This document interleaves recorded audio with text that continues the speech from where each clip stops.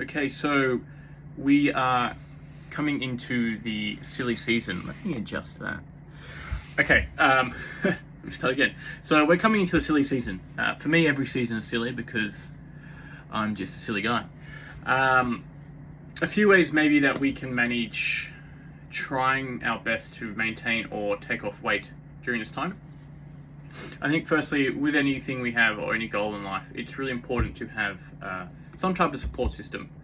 So whether that's friends, family, a trainer, kind of just making people aware of like, hey, I want to make a serious change in my life. I want to make these lifestyle changes, and I want to let you guys know this, and I would really love it if you can help me. I think if someone truly cares for you for any facet of a relationship, friend, family member, trainer, they'll obviously try and do their best to put your best foot forward rather than trying to deter you from your goals. So a great example of this would be, I have a group of friends, and say for example, I want to go out for Christmas dinner. So we're going to go out, and I'm like, hey guys, just saying, I really want to eat healthy personally for this dinner. You guys do what you want, but I have some goals that I want to try and lose X amount of weight, and I'm really tracking towards those goals, but if I find I'm struggling, I would love for you guys to kind of keep me in check in this dinner. If these are your real friends, and they do truly care for you, then they should support you along that goal rather than trying to feed you shit or tease you into feeding shit. Because if this is something that truly means a lot to you and you really want to make this change to better your health and better yourself, those people should be there to support you.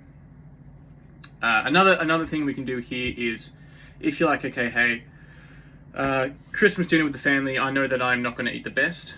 I'm still going to try and monitor what I eat. So, trying to pick as much lean protein as I can, trying to eat as much fruits and vegetables as I can, and with my dessert, maybe sharing that with a family member / friend / partner, whatever it is.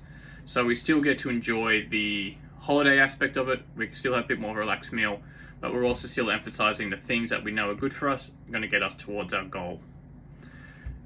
What you can do on top of this, or instead of this, is if we look at our calorie budget, for example, like a financial budget. So if I know I'm going to have a couple big dinners coming up, say on a Friday night, I know Friday night's going to be expensive.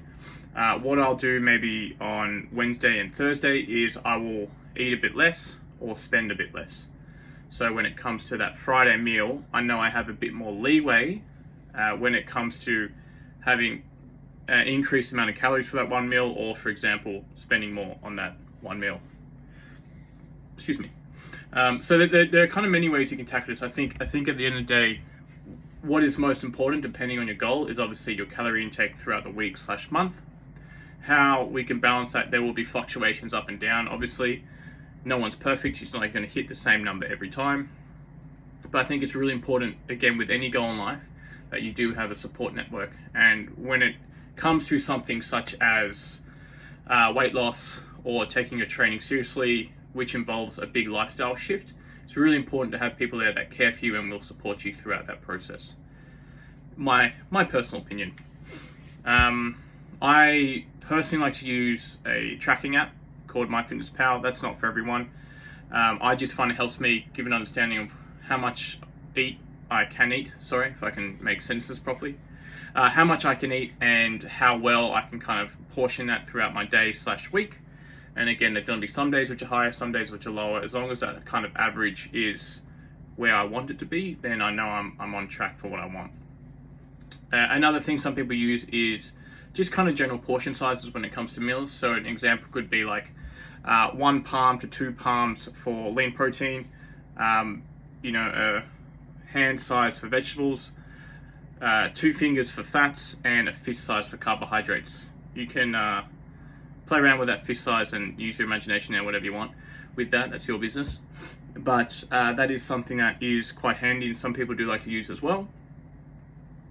It's just really how you want to do this. But at the end of the day, I think a couple other kind of important things that we can look at is, with these meals, they're probably going to be social meals. So maybe what we can do is take our time eating, try and talk to people, drink a bit more fluids, preferably kind of 0 calorie fluids, obviously, like diet soda drinks with artificial sweeteners, tea, unsweetened, say black coffee, water, etc. So our perception of being full kicks in quicker than if we were just kind of scoffing our mouths. I'm saying this very hypocritically because I'm an extremely fast eater, but I do notice that when I do actually sit and have a meal with people, I do eat less when I'm actually taking the time to talk to people and enjoy their company rather than just focusing on the food portion. So I think timing with our meals is really important. So again, trying to eat slowly and enjoying the company. A couple other things you can do is, again, maybe throughout the day have more lean protein and more lower calorie vegetables such as leafy greens. I'll put mushrooms in there, carrots, onions, etc. So we've kind of firstly hit a high protein mark, which might help keep us satiated throughout the day, but then also that gives us a bit more leeway when it comes into having that meal with our friends where we can have a few more calorie dense foods such as, chips, fried food, a bit of sweets, etc. Again, it's just trying to balance out that whole equation. I think another really good thing is try and move when you can, as often as you can. So again, we're at a family event. Do I have some younger nieces or nephews that we can kind of play around with, play some games with? I've got a young nephew that sometimes I kind of like to grab him by his feet and kind of twirl him around. Yeah, I'm a bit of a sadistic person, and kind of wrestle with them, or chuck them on my shoulders and kind of run around. Just because one, you get kind of playing with them, you're strengthening your relationship with them. Two, you're moving yourself, so from a perspective of burning a bit of calories, it's also helpful. And I think also takes your mind off the aspect of food and constantly eating, so you can kind of break that up. Another few examples would be, you're at a Christmas event with some friends, say there's a dog or one of them's a smoker. And you might be like, oh hey, if you're gonna have a cigarette break, let's go out together and we can walk around the block while you're having a durry, as they say. Or if there's a dog, you might be like, oh hey, how about I take your dog for a walk so it's not too restless between certain parts of the meal, or before or after. Again, just so you can get a bit of movement in it yourself. Great for your health, helps with digestion, but also you can burn a few extra calories here and there, which might help throughout the day. I hope that helps. I think that's kind of enough crap from me.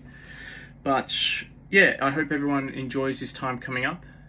Like anything in life, trying to be as consistent and patient as you can with these goals. Understanding that in certain weeks or months or days, there's going to be ups and downs. If there's a period where you eat badly or eat more than you should, don't stress. Let's just try and make up with it how we can with the other days of that week. I don't think it should be a drastic thing. So for example, if you're into tracking calories, and say for example your maintenance calories that you've been trying to stick to is 3,000 and one day you accidentally have 5,000, I don't think the next day you should just basically be like, hey, I'm not eating because I want to try and balance the equation, or make it even less because I had a really bad day.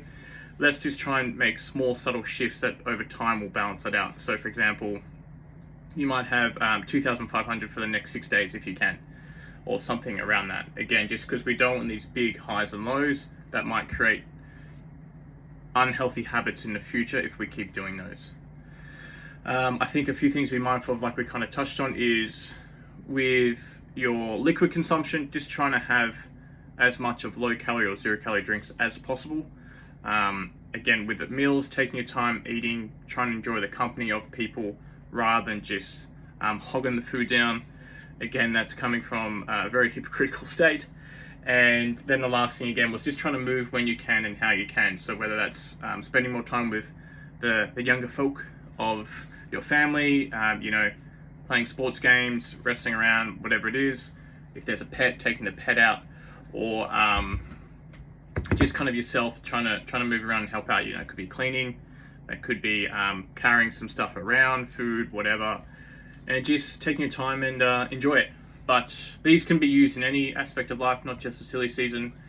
I hope it helps, and until next time, toodles for now.